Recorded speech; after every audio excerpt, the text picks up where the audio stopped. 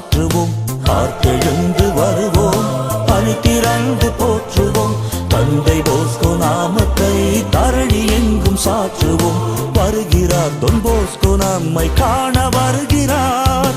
வாருங்கள் கொண்டாடுவோம், நல்லாசி தருகிறார். வருகிறார் தொன் போஸ்கோ நம்மை காண வருகிறார். பாருங்கள் கொண்டாடுவோம், நல்லாசி தருகிறார்.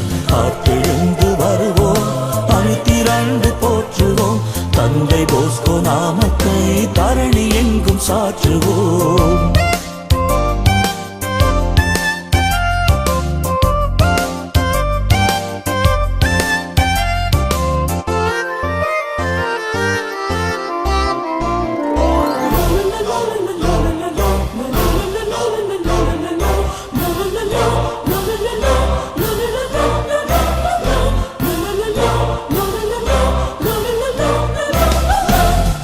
காணும் பேரு அரிய பெரிய வரமே, அயராது இளையோர்க்கு உழைக்க துணிந்த கரமே. அவரை காணும் பேரு அரிய பெரிய வரமே, அயராது இளையோர்க்கு உழைக்க துணிந்த கரமே. அனுதினம் எளியோரை ஆதரித்த நெஞ்சம், அனுதினம் எளியோரை ஆதரித்த நெஞ்சம். அவர்தம் உள்ளம்தானே இளைஞருக்கு தஞ்சம். பிறருக்காக அண்ணல் வாழ்ந்த வாழ்வு நமக்கு பாடம். அறிவு உள்ளம் கொண்டவர்க்கு நலங்கள் யாவும் கூடும். ஆர்த்தெழுந்து வருவோம், அணி திரண்டு போற்றுவோம். தந்தை போஸ்கோ நாமத்தை தரணி எங்கும் சாற்றுவோம். ஆர்த்தெழுந்து வருவோம், அணி திரண்டு போற்றுவோம். தந்தை போஸ்கோ நாமத்தை தரணி எங்கும் சாற்றுவோம்.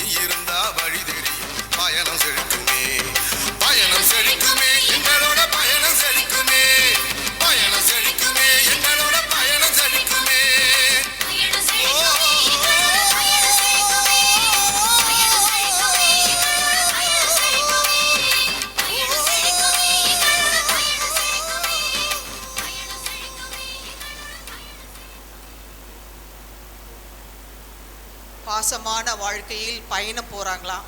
நீங்களும் கூட வரீங்களான்னு கேட்டிருக்கிறாங்க. போகலாமா அந்த பாசமான பயணத்தில்? பிள்ளைகளுக்கு கரவொலி எழுப்பி பிள்ளைகளின் ஆற்றலை நாம் போற்றுவோம்.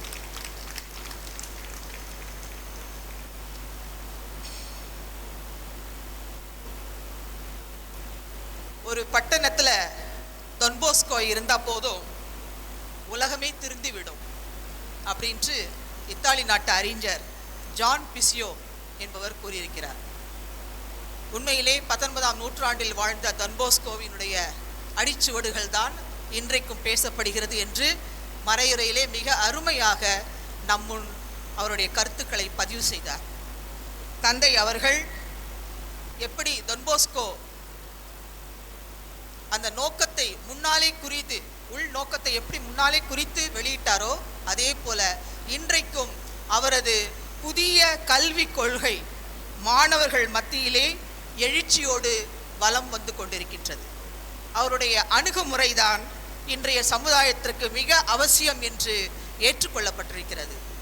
எனவே தூய டொன்போஸ்கோ தூய ஆவியாரால் ஆட்கொள்ளப்பட்டார் என்ற மிகப்பெரிய மறையுரையை வழங்கிய நமது மத்தியிலே சிறப்பு அழைப்பாளராக வந்திருக்கின்ற அருட்தந்தை ஜான் கிறிஸ்டி அவர்களை தந்தையை பற்றி இன்னும் கூற அன்போடு அழைக்கின்றேன்.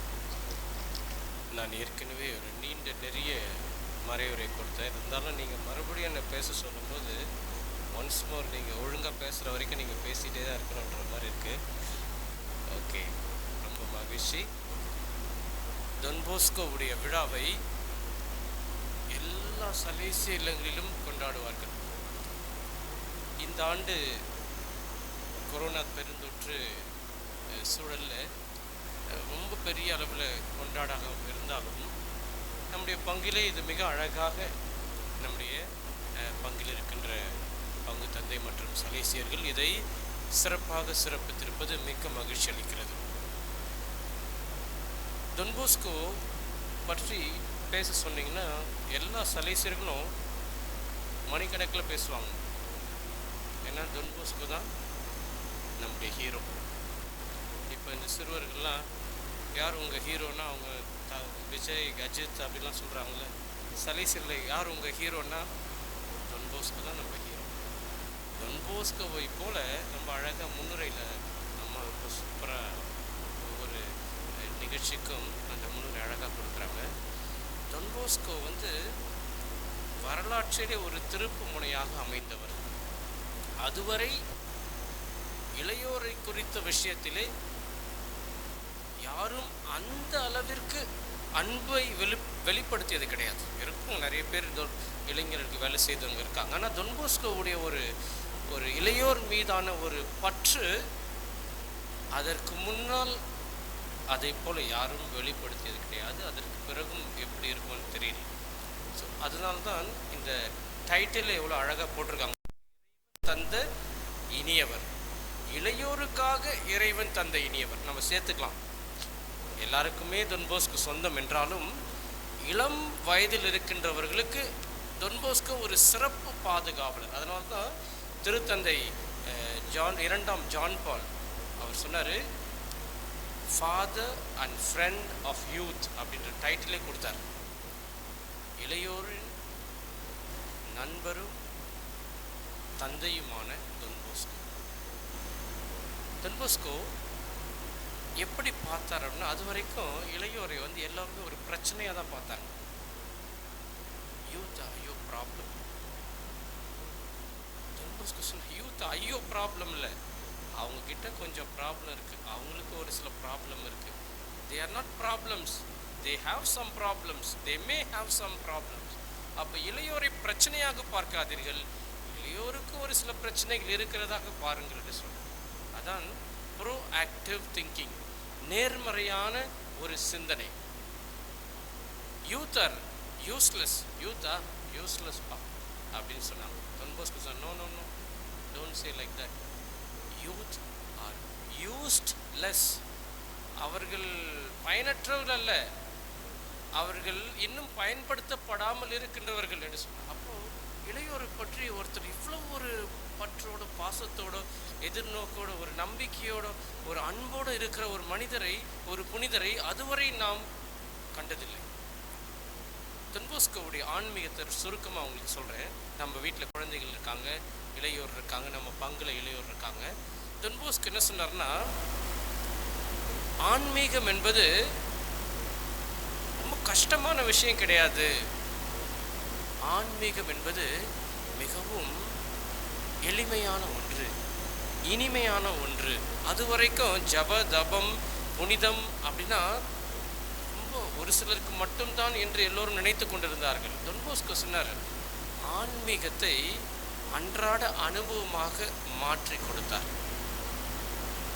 அப்போ தொன்போஸ்கோ முன்மொழிந்த ஆன்மீகத்தில் என்ன விஷயம்னா ரொம்ப சிம்பிள்.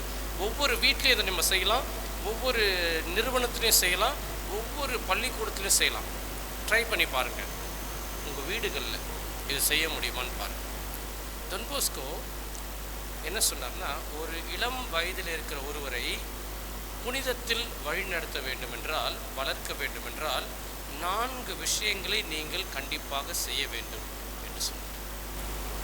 அந்த 4 விஷயங்களும் ஒரு சூழலை உருவாக்குவது. Spirituality of atmosphere, ambient.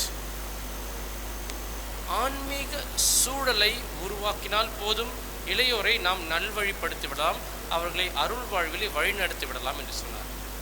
அப்படி என்ன ஒரு சொன்ன சூழல்? 4 சூழல் சொன்னார் அவர். ஒவ்வொரு சலேசிய நிறுவனத்தையும் அல்லது பங்கு தளத்தையும் அல்லது ஒரு இல்ல திருச்சபையான குடும்பத்தையும் இது மாதிரி மாற்றும். வெல்கமிங் ஹோம், வரவேற்கும் இல்லம்.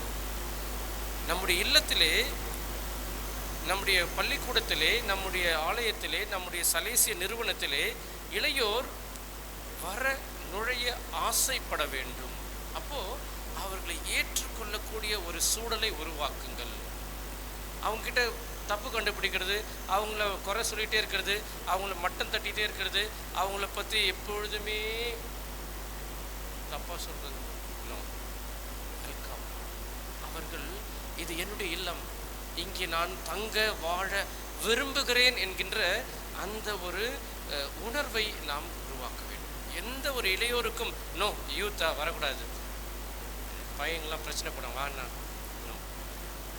Welcome, welcoming home. நம்முடைய இல்லம், நம்முடைய வீடு, நம்முடைய சூழல் இளையோரை உள்ள வர வைக்குதா இல்லை அங்கேருந்து துரத்தி அடிக்குதா? வரவேற்கும் இல்லம். ஒவ்வொரு வீட்டையும் நம்ம யூத் யங் பீப்புளுக்கு வந்து we are happy to be in my house, I am happy to be in the church, I am happy to be coming to the school or institute or college. அப்போது அவர்களை சுண்டி இழுக்க வேண்டும். Don Bosco அதனால தான் என்ன பண்ணார்னா, அவருடைய ப்ரோக்ராம் எல்லாமே வந்து அவ்வளோ ஒரு அட்ராக்டிவாக இருக்கும். அவர் முதல் முறையாக அந்த மாணவர்களை சந்தித்த பொழுது அதுவரை எந்த குருவும் அந்த வீதி ஓரத்தில் நடந்து போனதே கிடையாது. குருக்கள் ஆலயத்தில் இருப்பார்கள், செமினரில் இருப்பாங்க, பங்கு கோயிலில் இருப்பாங்க, அல்லது ஒரு வசதியான ஒரு பணக்காரர்களுக்கு குடும்ப குருவாக இருப்பாங்க. எந்த குருவுமே வீதியில் நடந்து சென்றதே கிடையாது. அப்போ எல்லாரும் ஒரு குருன்னா 100 பேர் 200 பேர் கூட அப்படி ரோட்டில் போகிறாரு அப்படின்னு அவருக்கு ஏதோ ஆயிடுச்சு போல இருக்கு. அப்போது அவர்களை ஏற்றுக்கொள்ளக்கூடிய, வரவேற்கக்கூடிய ஒரு சூழலை தொன்போஸ்கோ உருவாக்கினார். முதல் விஷயம், இளையோரை நல்வழிப்படுத்தணும், அவங்களை ஆன்மீகத்தில் வளர்க்கணும்னா அவங்களை ஏற்றுக்கொள்ள வேண்டும். வரவேற்கின்ற சூழல், வரவேற்கும் இல்லம், வெல்கமிங் ஹோம். 2வது, இறை அனுபவம் தரும் திருக்கோயிலாக மாற்றும்.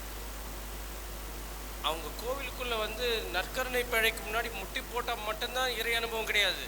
இந்த வளாகத்திற்குள் நுழைந்தாலே ஒரு இறை ஆற்றல் இங்கே செயல்படக்கூடிய அளவிற்கு இந்த இடத்தை நாம் உருவாக்க வேண்டும் என்று அவர் ரொம்ப அருமையான ஒரு சூழல். நம்முடைய ஆலய வளாகம் உள்ளே அடியெடுத்து வைத்தாலே அந்த இறை ஆற்றல் செயல்படுவதை நாம் உணர்வோம். அப்படிப்பட்ட ஒரு இடமாக நம்ம வீட்டை கூட மாற்றணும். நம்முடைய வீடு முழுவதுமே இறையாற்றல் செயல்படக்கூடிய ஒரு அருள் ஆன்மீக அனுபவத்தை தரக்கூடிய ஒரு திருக்கோயிலாக மாற்ற வேண்டும். அப்போ யூத் வந்து எங்கே போய் ஜெபிக்கலாம்? எல்லா இடத்துலையும் ஜெபிக்கலாம். எல்லா இடத்துலையும் இறையாற்றல் செயல்படக்கூடிய ஒரு சூழலை உருவாக்க வேண்டும் என்று சொன்னார். 3வது, வாழ்க்கையை கற்றுக் கொடுக்கின்ற கல்வி கூடமாக மாற்றுங்கள் உங்கள் வீட்டையும் ஆலயத்தையும் பள்ளிக்கூடத்தையும் எல்லாத்தையும் மார்க் எடுக்கக்கூடிய 100 மார்க் எடுத்தாகணும், இல்லது ஃபஸ்ட் ரேங்க் எடுத்தாகணும், இல்லை இதில் இது பண்ணணும். வாழ்க்கையை கற்றுக் கொடுக்கக்கூடிய ஒரு பள்ளிக்கூடமாக மாற்றணும். 12 வருஷம் படித்து கூட ஒரு குழந்தைக்கு ஒரு சவாலை சந்திக்கக்கூடிய ஒரு திறன் இல்லாத ஒரு நிலையை நாம் பார்க்குறோம். ஒரு சின்ன தோல்வி ஏற்றுக்கொள்ள முடியாது, சின்ன பிரச்சனையை அது எதிர்கொள்ள முடியாது. அப்போது வாழ்க்கையை நாம் கற்றுக் கொடுப்பதே கிடையாது குழந்தைகளுக்கு. தொன் போஸ்கோ சொன்னார், வாழ்க்கையினுடைய சவால்களை சந்திப்பதற்கான ஆற்றலை அவர்களுக்கு கற்றுக் கொடுங்கள். அப்போது அந்த குழந்தையானது எந்த சூழ்நிலையும் சந்திக்கக்கூடிய ஒரு மனதிடனை பெறும். அப்போது வாழ்க்கையை கற்றுக் கொடுக்கின்ற ஒரு பள்ளிக்கூடமாக ஒவ்வொரு குடும்பமும் இருக்கணும், ஒவ்வொரு ஆலயமும் இருக்கணும், ஒரு பள்ளிக்கூடமும் இருக்கணும். அந்த சூழல் கல்விக்கான கற்றுக்கொள்வதற்கான ஒரு சூழல். 4வதாக இறுதியாக அவர் சொன்னது நட்பை வளர்க்கும் விளையாட்டு திடல். அப்போது ஒரு குழந்தைக்கு சமூக உறவுகள் ரொம்ப முக்கியம். இன்றைக்கு அதிகபட்சமாக ஒரு குழந்தைக்குடைய சமூக ஈடுபாடு என்னது இருக்குன்னா, சமூக வலைதளத்துக்குள்ளே மாட்டிட்டான். ஒரு குழந்தை அழுவுது, அதாவது ஒரு குழந்தை அதை சமாதானப்படுத்தணுன்னா என்ன கொடுத்தா போதும், ஒரு செல்ஃபோனை கொடுத்து அப்பா ஆளை விடுப்பான்னா முடிஞ்சிருச்சு. இன்றைக்கு சமூக ஈடுபாடுகள் குறைந்து விட்டன. உறவுகள், நட்புகள் அல்லது விளையாட்டின் உடலை ஆரோக்கியமாக வைத்துக் கொள்கின்ற அந்த ஒரு தொன் போஸ்கோ விளையாட்டு திடல் ஆன்மீகம் என்று ஒன்றை உருவாக்கினார். அதாவது ஒரு குழந்தை எங்கே உண்மையாகவே, எங்கே சுதந்திரமாக, எங்கே தன்னை முழுமையாக வெளிப்படுத்துகிறது என்றால் அந்த விளையாட்டு திடல் தான். எனவே விளையாட்டு திடலும் நட்பை வளர்க்கின்ற ஒரு இடமாக மாறும் பொழுது ஒரு இளைஞன் விரும்புகின்ற முழுமையான ஆன்மீகத்தை நோக்கி அவளை வழிநடத்தலாம். 4 சூழலை உருவாக்க வேண்டும் என்று சொன்னார். பார்த்தீங்கன்னா தொன் போஸ்கோ ஸ்கூல் போனீங்கன்னா இந்த 4 விஷயமும் இருக்கும். அல்லது தொன் போஸ்கோ நிறுவனம் பள்ளிக்கூடம் மட்டும் இல்லை, ஒரு பங்கு தளமாக இருந்தால் கூட இந்த 4 விஷயமும் இருக்கும். முதல் விஷயம் என்ன? வரவேற்கும், சத்தமாக சொல்லுங்கள், வரவேற்கும் இல்லம். உங்களுடைய வீடு யங் பர்சன் வரவேற்பது உள்ளே வருவதற்கு ஆசைப்படக்கூடிய ஒரு இடமாக இருக்கிறதா நம்ம வீடு? நம்ம வீட்டில் இளைஞர் இருப்பாங்க, எப்படா வீட்டை விட்டு வெளில போகலாம் அப்படின்னு நினைக்கிறாங்க. அப்படி இருக்கக்கூடாது, எப்படா வீட்டுக்கு வரலாம் அப்படின்னு நினைக்கணும். வரவேற்கும் இல்லம். அப்போ நீங்கள் எப்போ பார்த்தாலும் குழந்தைங்க மேலே எரிஞ்சு விழுந்துட்டு தப்பு சொல்லிக்கிட்டு குறை சொல்லிக்கிட்டு அவங்கள ஏதாவது அவங்களை ஏற்றுக்கொள்ளுங்கள், அவர்களாகவே ஏற்றுக்கொள்ளுங்கள். அவரிடம் சில குறைகள் இருக்கும், பல நிறைகள் இருக்கும். அப்போ அவங்களை ஏற்றுக்கொள்ளுங்கள். 2வது, இறை அனுபவம் தரும் திருக்கோயிலாக நம்முடைய உள்ளத்தையும் இல்லத்தையும் பங்குத்தளத்தையும் நம்முடைய நிறுவனங்களையும் மாற்ற வேண்டும். 3வதாக வாழ்க்கையை கற்றுக் கொடுக்கக்கூடிய, வாழ்க்கை தருகின்ற சவால்களை எதிர்கொள்ளக்கூடிய மனதிடனை தரக்கூடிய பாடங்களை நாம் அவளுக்கு சொல்லிக் கொடுக்கணும். 4வதாக நட்பு என்கின்ற அந்த ஒரு அற்புதமான உறவு முறைகளை நாம் மேம்படுத்தக்கூடிய ஒரு விளையாட்டு திடல் அல்லது ஒரு உறவு சூழலை நாம் உருவாக்க வேண்டும். இப்படி செய்தோம் என்றால் எந்த இளைஞனையும் நாம் நல்வழிப்படுத்தி விடலாம் என்று தொன் போஸ்கோ சொன்னார். எனவே பிரியமான சகோதரர்களே, சகோதரிகளே, இந்த அருமையான நாளிலே உங்களுக்கு மற்றும் ஒரு புனித தொன் போஸ்கோவுடைய ஆன்மீகத்தை நம்மால் வாழ முடியும், அதை நாம் இன்னும் அதிகமாக பறைசாற்ற முடியும் என்கின்ற அந்த நம்பிக்கையை உங்களுக்கு நான் பகிர்ந்து கொண்டு இந்த வாய்ப்புக்கு நன்றி கூறி விடைபெறுகிறேன். நன்றி, வணக்கம்.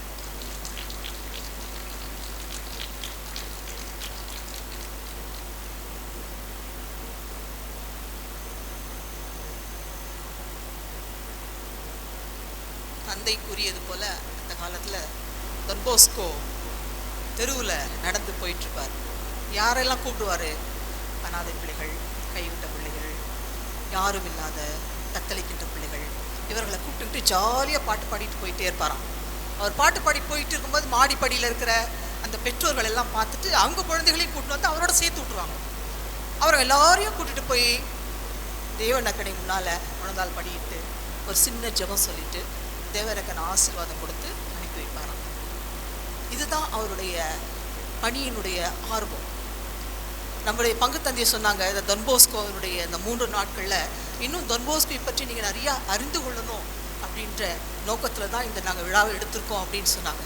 அதுக்கு முத்தாய்ப்பா நமது அருட்தந்தை ஜான் கிறிஸ்டி அவர்கள் மறையுறையிலும் சரி, இப்பொழுது உங்களுக்கு வழங்கிய அவருடைய தொன் போஸ்கோவின் நிகழ்வுகள் அனைத்தையும் மிக சிறப்பாக கவனித்திருக்கின்றீர்கள். எனவே தந்தை அவர்களுக்கு தொன்போஸ்கோவின் பெயரால் கரவொலி எழுப்பி நன்றி சொல்வோம். அடுத்ததாக பாசமான வாழ்க்கைக்கு எங்களோட பயணம் வரீங்களான்னு கேட்டாங்க இல்லையா, எங்களுடைய 4, 5, 6 அன்பிய குழந்தைகள். அதே போல தொன்போஸ்கோவினுடைய பாடலை பாடுவதற்காக ஒன்று கூடி எழுவோம் என்று அக்காவும் தம்பியும் சேர்ந்து பாட வருகிறார்கள். கேட்போம். வணக்கம். ஒன்று கூடி வருவோம், அணிதிரண்டு போற்றுவோம், தந்தை போஸ்கோ நாமத்தை தரணி எங்கும் சாற்றுவோம். ஒன்று கூடி வருவோம், அணிதிரண்டு போற்றுவோம், தந்தை போஸ்கோ நாமத்தை தரணி எங்கும் சாற்றுவோம். வருகிறார் டான் போஸ்கோ நம்மை காண வருகிறார், வாருங்கள் கொண்டாடுவோம் நல்லாசி தருகிறார். வருகிறார் டான் போஸ்கோ நம்மை காண வருகிறார், வாருங்கள் கொண்டாடுவோம் நல்லாசி தருகிறார். ஒன்று கூடி வருவோம், அணிதிரண்டு போற்றுவோம், தந்தை போஸ்கோ நாமத்தை தரணி எங்கும் சாற்றுவோம். இளைஞர் கோடி இங்கே, ஆற்றல் வளமும் இங்கே, இறையாட்சி நனவாகும் எதிர்காலம் இங்கே.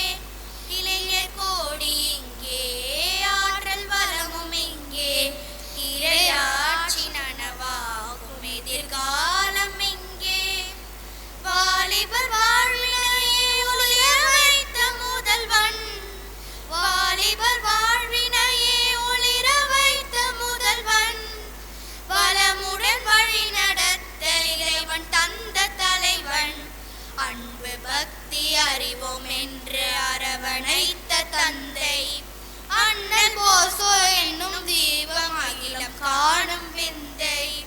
ஒன்று கூடி வருவோம், அணிதிரண்டு போற்றுவோம், தந்தை போஸ்கோ நாமத்தை தரணி எங்கும் சாற்றுவோம். வருகிறார்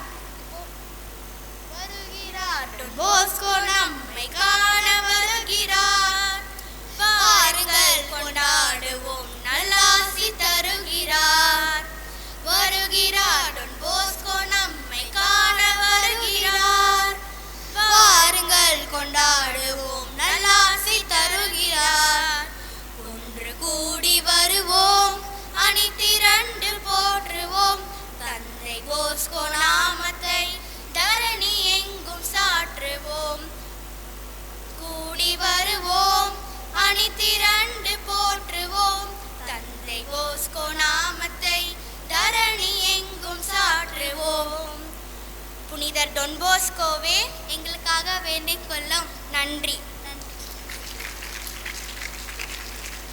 போஸ்கோவின் புகழை தரணி எங்கும் பாட வாருங்கள் என்று அழகாக பாடிய அக்கா தம்பிக்கு கரவொலி எழுப்பி அவர்களது திறமையை வாழ்த்துவோம்.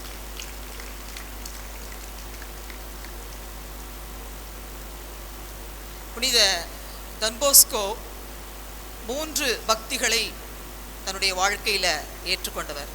பாப்பரசர் மீது பக்தி, தேவ அன்னையின் மீது பக்தி, திவ்ய நற்கரணையின் மீது பக்தி. இந்த 3 பக்தியை அவர் உலகமெங்கும் கொண்டு சென்றார் என்பதுதான் உண்மை சத்தியம். தொன்போஸ்கோ வாழ்ந்த வாழ்வு வரலாற்றில் பதிக்கப்படக்கூடிய மிகப்பெரிய அத்தியாயம்.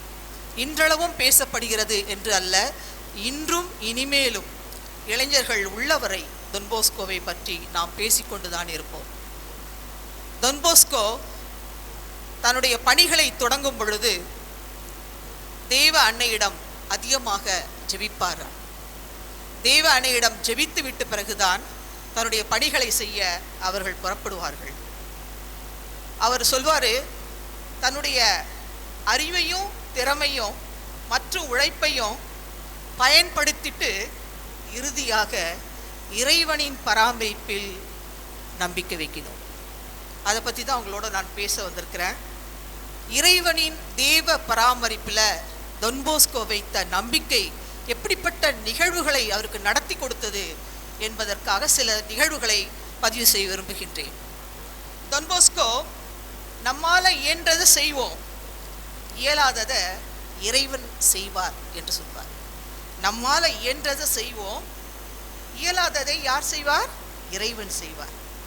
ஒரு நாள் 6000 லீரே, அந்த இத்தாலி பணம் 6000 லீரே, லா ஸ்பெசியா என்ற இல்லத்தில் ஃபாதர் ஆஞ்சலே ராம்போ இல்லத்தந்தையாக அந்த பொறுப்பெடுத்து பணி செஞ்சிட்ருக்கார். அந்த இல்லத்தந்தையினுடைய பொறுப்பில் எல்லாமே அடங்கிடும். அந்த கட்டிடத்திற்கு அதிகமான செலவுகள் ஆகுது, அதில் தங்கியிருக்கவங்க எல்லாத்துக்குமே. அதனால் கடனுக்கு மேல் கடன் வாங்கிக்கிட்டே இருக்காங்க. அந்த கடன் அதிகமாக அதிகமாக கடன் தொல்லையும் அவங்களுக்கு கூடுதலாக ஆகிட்டே இருக்கு. அப்போது திடீர்னு டான் போஸ்கோ கிட்ட போய் கேட்டா என்ன அப்படின்னு சொல்லிட்டு ஃபாதர் ஆஞ்சலோ போய் கேட்குறார். தந்தையே, இந்த மாதிரி கடன் தொல்லை அதிகமாகிடுச்சு, கடன்காரங்கெல்லாம் வந்து கேட்குறாங்க, என்ன செய்யுதுன்னே தெரியல அப்படின்னு சொல்கிறார். உடனே டான் போஸ்கோ சொல்கிறாரு, நீங்கள் ஃபாதர் ரூவா கிட்ட போய் கேளுங்களேன் அப்படின்னு சொல்கிறார். சரி சரி, அவருக்கும் ஆஞ்சலோ ஃபாதருக்கும் ஒரு மாதிரி சங்கடமாக தான் இருந்தது. இருந்தாலும் தந்தை ரூவாவை போய் அணுகிறார். தந்தை ரூவா கிட்ட போய் கேட்குறார், இந்த மாதிரி எனக்கு ஒரு 6000 லீரை பணம் தேவைப்படுது, கடன் அடைக்கணும் அப்படின்னு சொல்லிட்டு சொல்கிறார். ரூவாவும் என்ன சொல்கிறாரு, என்கிட்ட அவ்வளோ பணம் இல்லையே அப்படின்னு சொல்லிட்டு சொல்லிடுறார். இவர் ஆஞ்சலோ என்ன பண்ணுறார், முக வாட்டத்தோட திரும்பி போகிறார் அவருடைய இல்லத்துக்கு. போகும்போது டான் போஸ்கிட்ட ஒரு வார்த்தை சொல்லிட்டு போயிடலாமே அப்படின்னு சொல்லிட்டு டான் போஸ்கோனுடைய அறையில் போய் சொல்கிறார். என்னப்பா ஆஞ்சலோ, என்னாச்சு அப்படின்னு கேட்குறார். இல்லை, அருட்தந்தை ரூவாவும் பணம் இல்லைன்னு சொல்லிட்டாரு அப்படின்னு சொல்கிறார். உடனே அவர் என்ன செய்கிறாரு, சகாய அன்னை இடத்துல ஜெபிக்கிறார். யார் இடத்துல ஜெபிக்கிறாரு? சகாய அன்னை இடத்துல ஜெபிக்கிறார். அப்போது சிறிது நேரத்துக்கெல்லாம் அவருடைய ஃபைல், அந்த தபால்லாம் வருது இல்லையா, அந்த தபாலெல்லாம் அப்படியே புரட்டி புரட்டி பார்த்துக்கிட்டே இருக்கார். அப்போ ஒரு கவரில் 6000 லீரே பணம் இருந்தது. உடனே தந்தை அவர்கள், இதை பாருங்க, 6000 லீரோ யாரோ உபகாரி கொடுத்துருக்காங்க, இந்தாங்க இந்த பணத்தை எடுத்துகிட்டு போய் உங்கள் கடனை நீங்கள் அடைச்சிருங்க அப்படி சொல்லி கொடுக்குறாரு. தேவ பராமரிப்பு அவர் அப்படியே மெய் சிலிர்த்து ஆண்டவருக்கு அவர் கோடான கோடி நன்றி சொல்கிறார். பணம் இல்லை, தந்தையை திருப்பி அனுப்பவும் மனசு இல்லை, யார் இடத்துல வேணாரு? சகாய தாய் இடத்துல வேணார். அன்றைக்கு தபால்களை பிரிக்கும் போது அந்த தபாலில் ஒரு கவரில் 6000 லீரை பணம் இருந்தது. இதுதான் டான் போஸ்கோவின் வாழ்வில் ஒவ்வொரு நிகழ்வுகளையும் சகாய அன்னையின் மூலம் நடத்தி கொண்டே இருந்தார். அதே மாதிரி இன்னொரு அழகு சொல்லலாம். புசத்தி அப்படின்ற ஒரு கான்ட்ராக்டர் தூரின் நகரில் சகாய அன்னைக்கு டான் போஸ்கோ கோயில் எழுப்பியிருக்காங்க.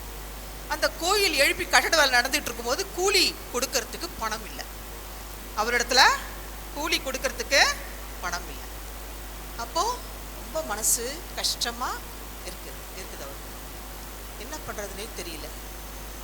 அப்புறமா திடீர்னு யோசனை பண்ணி தெய்வ பராமரிப்பின் மீது நம்பிக்கை வைத்து ஆண்டவர் மேலே நம்ம இந்த பாரத்தை செலுத்திடுவோம், அவர்களுக்கு நம்ம எப்படியாவது அந்த பணத்தை திருப்பி கொடுத்துடலாம் அப்படின்னு நினச்சிட்டு ஜெபம் செய்கிறார்.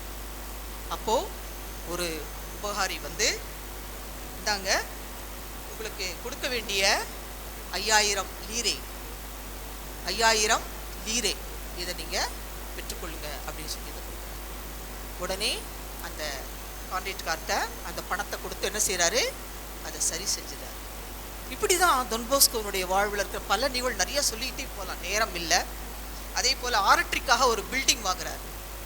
ஆரட்ரிக்காக ஒரு பில்டிங். அங்கேருந்து அந்த ஒருத்தர் வந்து மே 1860 26,000 அல்லது 28,000 லீரே அப்படின்ற பணத்தை வந்து அந்த பில்டிங் வாங்குறதுக்கு நினைக்கிறாங்க. ஆனால் டான் போஸ்கோ நினைக்கிறாரு 30 லீரே இருந்தால் போதும், வாங்கிக்கலாம் அப்படின்னு நினைக்கிறார். அப்புறம் அவர் கொஞ்சம் கொஞ்சம் பேசி அவர் என்ன செய்கிறாரு, சரி 30,000 லீரேக்கு இந்த பில்டிங்கை நீங்கள் வாங்கிக்கிங்க அப்படின்ட்டார். அவர் கையில் ஒரு காசு கிடையாது, டான் போஸ்கோ கையில் ஒரு காசு கிடையாது. அப்போது திடீர்னு அவருக்கு ரோசினி அப்படின்ற ஒருத்தர் வந்து 20,000 லீரே கொடுக்குறார். 20,000 லீரே. மீதி 10,000 லீரேக்கு என்ன பண்ணுறது? அப்படின்னு சொல்லிட்டு ஆன்மா ஆலோசகர் தொன் கபோசா அவர்கிட்ட போய் கேட்குறாரு. உடனே அவர் என்ன சொல்கிறாரு, தொன் போஸ்கோ இப்போ தான் கவர்மெண்ட்லேருந்து நீங்கள் செய்கிற பணிக்கு நன்கொடையாக 10,000 லீரை கொடுத்துருக்காங்க, இதை பெற்றுக்கொள்ளுங்க அப்படின்னு சொல்கிறார். கையில் பணம் இல்லை, ஆனால் 20,000 லீரை வருது. கவர்மெண்ட்லேருந்து 10,000 லீரையும் வருது. 30,000 லீரை அந்த பில்டிங் வாங்குறதுக்கு முடிவாயிடுச்சு. தொன் போஸ்கோ வேக வேகமாக அவர்கிட்ட போய் சொல்கிறாரு. யார்கிட்ட? ரோசினி அப்படின்றவர்கிட்ட போய் சொல்கிறார், வாங்க நம்ம ரிஜிஸ்ட்ரேஷன் பண்ணிடலாம் அப்படின்னு.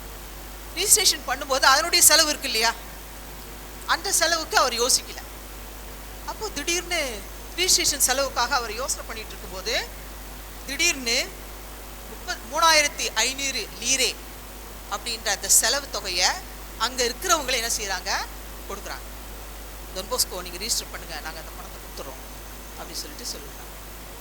உடனே அந்த பில்டிங்கை ஆர்டரிக்காக அவர் வாங்குறாரு. 1860.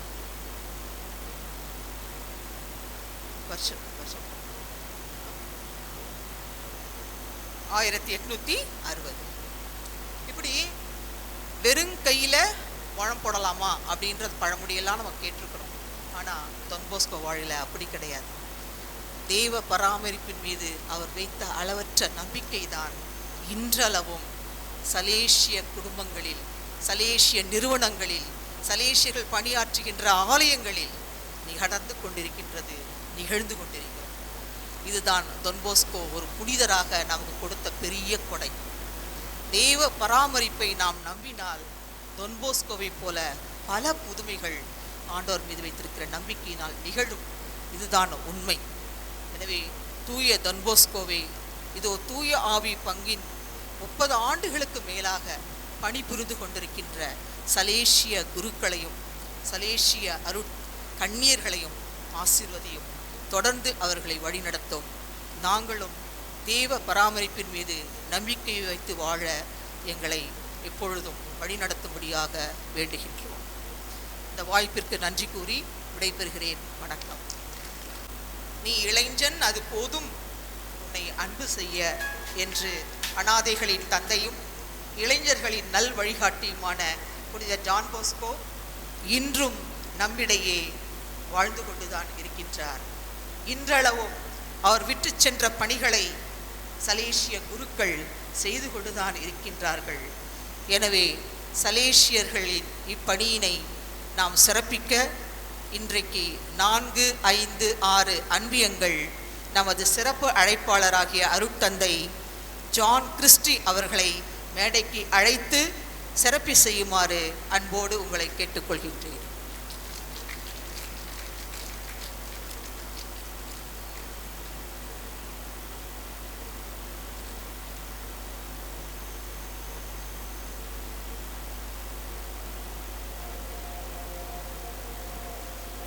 இயேசுவில் பிரியமான சகோதர சகோதரிகளே, நம்முடைய முத்திரு நாட்களின் 2ஆம் நாள் சிறப்பிக்க அருட்தந்தை ஜான் கிறிஸ்டி அவர்களை நான் அழைத்தவுடனே வருகிறேன், காலையிலே நான் வந்து விடுகிறேன். பள்ளி ஆசிரியர்களுக்கு ஒரு சிறப்பு செமினார், அதைத் தொடர்ந்து நவநாள் திருப்பலியை ஆற்றுகிறேன் என்று மனமு வந்து ஏற்றுக்கொண்டவர் அருட்தந்தை ஜான் கிறிஸ்டி அவர்கள். இப்பொழுது சென்னை எண்ணூரில் இருக்கிற இளையோர் ஆக்கப்படுத்துதல் மையத்தின் யூத் அனிமேஷன் சென்டருடைய இல்லத்தந்தையாகவும் சென்னை சலேசிய மாநில ஆலோசகராகவும் கவுன்சில் மெம்பராகவும் இருக்கிறவர் அருட்தந்தை ஜான் கிறிஸ்டி அவர்கள். இவருடைய பணி வாழ்வு என்பது அதிகமாக ரூரல் கிராமப்புறங்களிலே பணி செய்தவராக இருக்கிறார். வீரலூர், மாரனோடை இப்படிப்பட்ட பணித்தலங்களிலே பங்கு தந்தையாகவும் இல்லத்தந்தையாகவும் பணியாற்றி ரோமையிலே கல்வி பயின்று இப்பொழுது சென்னை சலேசிய மாநிலத்தில் இருக்கிற இளையோர் பணியிலே முழுமையாக அந்த துறையை ஏற்றுக்கொண்டு செயல்படக்கூடியவர்கள். தற்பொழுது பொங்கல் விழா அப்பொழுது 3 இடங்களிலே பொங்கல் விழாவை ஆடம்பரமாக அர்த்தமுள்ள முறையிலே தமிழர் பண்பாட்டை அறிந்து கொள்ள வேண்டும், அதை கொண்டாட வேண்டும் என்ற எண்ணத்திலே சிறப்பாக செய்து முடித்தவர். எனவே தந்தை அவர்கள் நம் மத்தியில் இருப்பது நம் அனைவருக்கும் மகிழ்ச்சியான ஒன்று. எனவே தந்தை அவர்களை நாம் வாழ்த்துகிறோம், நன்றி கூறுகின்றோம். தொடர்ந்து அவர் பணி சிறக்க ஜெபிக்கிறோம் என்ற வாக்குறுதியோடு தந்தை அவர்களுக்கு பொன்னாடை போர்த்தி நினைவு பரிசை வழங்குகின்றோம்.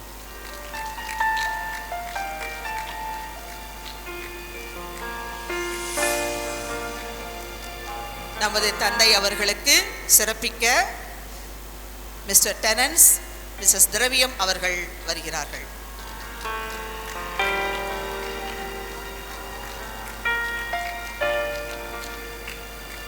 நமது பாசமிகு பங்கு தந்தையை சிறப்பிக்க அகஸ்டின், ஃபாத்திமா அவர்கள் வருமாறு அன்போடு கேட்டுக்கொள்கிறேன்.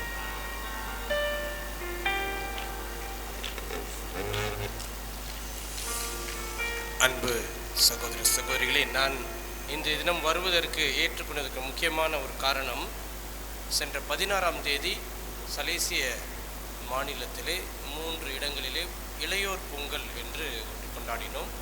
அந்த 3 இடங்கள் ஒரே நாளிலே அமைந்து விட்டது. ஆனால் நான் போலூர் மற்றும் பாண்டிச்சேரியில் கலந்து கொண்டேன். இந்த 3 இடங்களிலே நடந்த நிகழ்ச்சிகளிலே மிகவும் சிறப்பாக நடந்த நிகழ்ச்சி நம்ம பாண்டிச்சேரி நம்முடைய தூய ஆவியாரனுடைய தாகூர் நகர் ஆலயத்திலே நடந்தது. அதுக்கு முக்கியமான காரணம் யாருன்னா நம்முடைய பங்கு தந்தை, நம்முடைய பள்ளி தலைமை ஆசிரியர் தந்தை மற்றும் ஃபாதர் ஜெயராஜ் 3 பேருமே எல்லா செலவுகளும் அவர்கள் ஏற்றுக்கொண்டு சீரும் சிறப்புமாக வந்த இளைஞர் எல்லோருமே ரொம்ப மகிழ்ச்சியாக போனாங்க. உண்மையிலே நான் உங்கள் அனைவர் சார்பிலும் சலேசிய மாநிலத்தின் சார்பிலும் அவருக்கு என்னுடைய நன்றியை தெரிவித்துக் கொள்கிறேன். இது மாதிரி ஒரு பரந்த மனசு எல்லாருக்கும் வராது. மற்ற இடங்களில் கூட நாங்கள் இடம் தரோம், செலவெல்லாம் நீங்கள் பார்த்துக்குங்கன்னு சொல்லிட்டாங்க.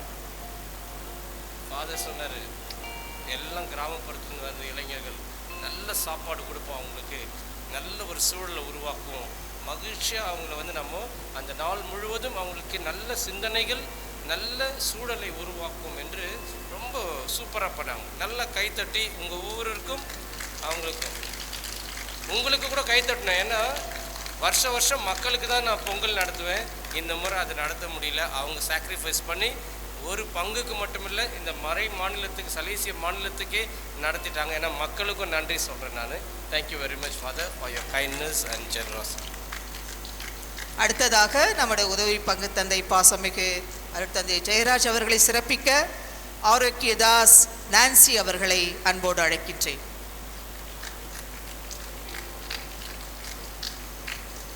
ஆரோக்கியராஜ் நான்சி.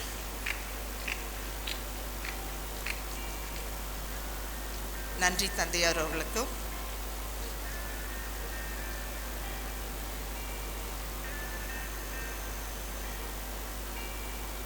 மீண்டும் நான் வரமாட்டேன். எனவே ஒரு சில வார்த்தைகளை நான் உங்களோடு பகிர்ந்து கொள்ள விரும்புகிறேன். இந்த ஆண்டு தொன்போஸ்கோ விழாவை நாம் சிறப்பிப்பதற்கு முக்கிய காரணம், இத்தனை ஆண்டுகளாக சலேசியர்களால் வழிநடத்தப்படுகின்ற இந்த பங்கிலே தொன்போஸ்கோவை நாம் இன்னும் சற்று அதிகமாக அறிந்து கொள்ள வேண்டும் என்ற எண்ணம் மட்டும்தான். எனவே நீங்கள் நேற்றும் இன்றும் பார்த்திருப்பீர்கள், தொன்போஸ்கோவை பற்றி நாம் அறிந்து கொள்வது மிக சிறப்பாக அமைந்திருக்கிறது. எனவே தந்தை அவர்கள் கூறியது போல, இவர்கள் சொன்னது போல, இறை பராமரிப்பின் மீது மட்டுமே நம்பிக்கை கொண்டு இந்த விழா நடைபெற்று கொண்டிருக்கிறது என்பதை நான் ஆழமாக உங்களிடம் பதிவு செய்ய விரும்புகிறேன். பங்கு விழா, தொன்போஸ்கோ விழா, பங்கு விழா என்றால் வழக்கமான எல்லாமே வசூலாகும். ஆனால் இதுவரை நான் யாரிடமும் ஒரு பைசா கூட கேட்கவில்லை. ஆனால் இறைவன் கொடுப்பார் என்ற நம்பிக்கையிலே எல்லாம் சிறப்பாக நடைபெற்று கொண்டிருக்கிறது. இறைவன் மீது மட்டுமே நம்பிக்கை கொண்டு நாம் செயல்படுகிற பொழுது, என்னுடைய பாராட்டுக்காக அல்ல, தொன்போஸ்கோவை போன்று எல்லோருக்கும் எல்லாமும் சிறப்பாக கிடைக்க வேண்டும் என்ற நம்பிக்கையில் மட்டுமே நாம் செயல்படுகிறோம். எனவே இறைவன் தேவையானவர்கள் வழியாக உதவுவார் என்ற நம்பிக்கையிலே ஆழமாக நாம் செயல்பட்டு கொண்டிருக்கிறோம். அதனுடைய ஒரு பங்குதான் இங்கு இருக்கிற சலேசியர்கள் ஒன்றாக இணைந்து செயல்படுவது. எனவே ஒன்றாக இணைந்து செயல்படுவதால் மட்டுமே இந்த அதிசயம் இந்த இடத்திலே நடைபெற்று கொண்டிருக்கிறது. எனவே இந்த இரு சிந்தனைகளை தொன்போஸ்கோவின் விழாவிற்காக தயாரிக்கின்ற நாளிலே நான் உங்களோடு பகிர்ந்து கொள்கிறேன். இறை பராமரிப்பின் மீது நம்பிக்கை, நம்மோடு பணி செய்கின்றவர்களோடு நாம் கொண்டிருக்கிற தோழமை, இவை இரண்டும் வலுவாக இருக்கிற பொழுது தந்தையவர்கள் சொன்னது போல இன்னும் பல காரியங்களை நம்மால் செய்ய முடியும் என்ற நம்பிக்கையிலே மீண்டும் ஒரு முறையாக இன்றைய நாளை சிறப்பித்த பகுதி 4, 5, 6 பகுதி தலைவர்களுக்கும் அன்பிய பொறுப்பாளர்களுக்கும் குடும்பங்களுக்கும் பங்கேற்கின்ற அனைவருக்கும் நன்றி சொல்கிறேன். நன்றி.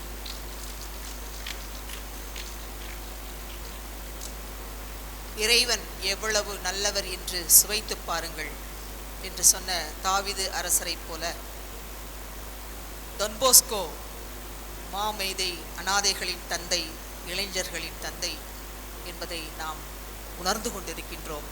அவரோடு நாமும் வாழ்ந்து கொண்டிருக்கின்றோம்.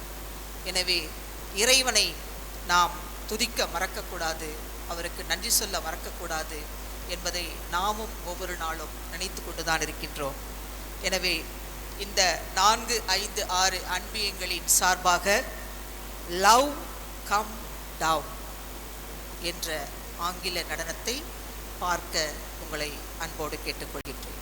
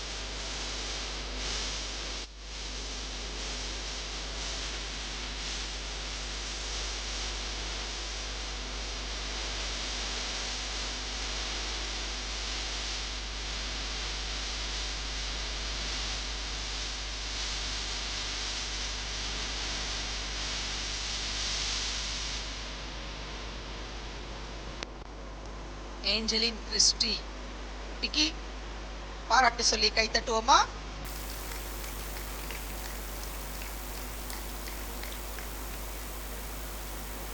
அவரிடம் மனிதரை பார்க்கவில்லை, ஒரு புனிதரைத்தான் பார்த்தேன் என்று 11ஆம் பத்திநாதர் பாப்பரசர் அவருடைய புனிதர் பட்ட விழாவில் சொல்லியிருக்கார். ஆகவே இவ்வளவு நேரம் அந்த புனிதருடைய வாழ்க்கையின் பயணத்தில் உங்களுடைய நேரங்களை, இனிமையான நேரங்களை எங்களுக்கு தந்து தொன்போஸ்கோவை பற்றி நீங்கள் இன்னும் அறிந்து கொள்ள இந்த நல்ல சந்தர்ப்பத்தை தந்த இறைவனுக்கு நன்றி கூறவும், உங்களுக்கு எங்களது நன்றியை சமர்ப்பிக்கவும் வாருங்கள். மிஸ்ஸஸ் திரவியம் அவர்கள் வாருங்கள். இன்று தொன்போஸ்கோ திருவிழா நவநாள் திருப்பலிக்கும் கலை நிகழ்ச்சிகளுக்கும் உதவி புரிந்த பகுதி 4, 5, 6 ஜோனல் லீடர்களுக்கும் மற்றும் அன்பிய தலைவர்களுக்கும் அனைத்து அன்பிய குடும்பங்களுக்கும் பங்கு மக்கள் அனைவர்களுக்கும் நன்றியை உரித்தாக்குகின்றோம். மற்றும் திருப்பலி நிறைவேற்றி நல்ல மறையுரை ஆற்றிய அருட்தந்தை ஜான் கிறிஸ்டி அவர்களுக்கும் நன்றி. மற்றும் நவநாள் திருப்பலியையும் கலை நிகழ்ச்சிகளையும் சிறப்பாக செய்ய எங்களை ஊக்கப்படுத்திய பங்கு தந்தை லியோ ஆரோக்கியம் அவர்களுக்கும் அருள்தந்தை ஜெயராஜ் அவர்களுக்கும் உதவி பங்கு தந்தையர்களுக்கும் எங்கள் அனைவரின் சார்பாக மனமார்ந்த நன்றியை தெரிவித்துக் கொள்கின்றோம். மற்றும் நடனமாடிய குழந்தைகளுக்கும் பாடல் பாடிய குழந்தைகளுக்கும் அதை சிறப்பாக செய்ய உதவி புரிந்த அனைத்து நல்ல உள்ளங்களுக்கும் நன்றியை உரித்தாக்குகின்றோம். தொன்போஸ்கோ பற்றி சிறப்பு உரையாற்றி நிகழ்ச்சி நிரலை தொகுத்து வழங்கிய திருமதி பெர்னா அவர்களுக்கும் எங்கள் அனைவரின் சார்பாக நன்றியை தெரிவித்துக் கொள்கின்றோம். 5, 6, 3 அன்பிய பகுதிகளையும் ஒருங்கிணைத்து சிறப்பாக இன்றைய நிகழ்ச்சிகளை செய்து கொடுத்த திருமதி திரவியம் அவர்களுக்கு உங்கள் சார்பாகவும் பங்கு தந்தையின் சார்பாகவும் நன்றியை தெரிவித்துக் கொள்கின்றோம். Thank you so much. அனைவரும் எழுந்து நின்று தொன்போஸ்கோவை வாழ்த்திவிட்டு இங்கிருந்து விடைபெறுவோம். வாழ்க என்று சொல்லுங்க. தூய தொன்போஸ்கோ இளைஞர்களின் தந்தை, அனாதைகளின் தந்தை, இத்தாலியின் கருவூலம், என்றும் புனிதராக வாழ்ந்து கொண்டிருக்கின்ற எங்கள் தொன்போஸ்கோ வாழ்க வாழ்க வாழ்க.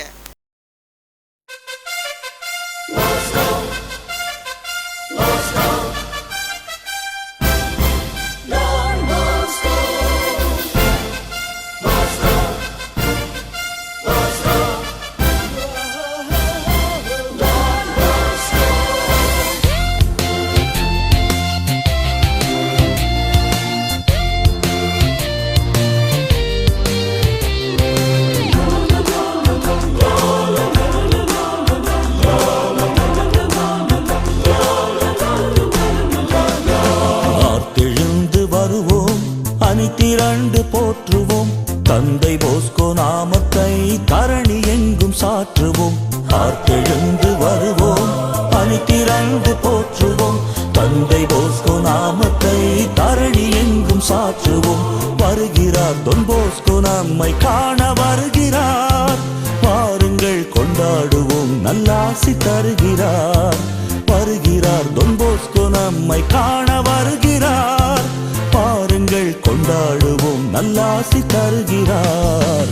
ஆர்த்தெழுந்து வருவோம், அணி திரண்டு போற்றுவோம் தந்தை போஸ்கோ நாமத்தை தரணி எங்கும் சாற்றுவோம்.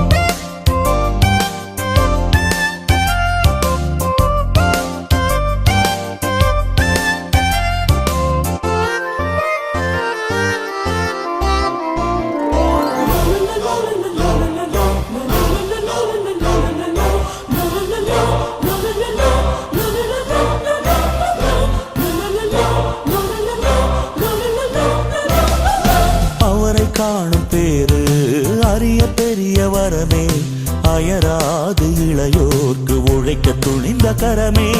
அவரை காணும் பேரு அரிய பெரிய வரமே, அயராது இளையோர்க்கு உழைக்க துணிந்த கரமே.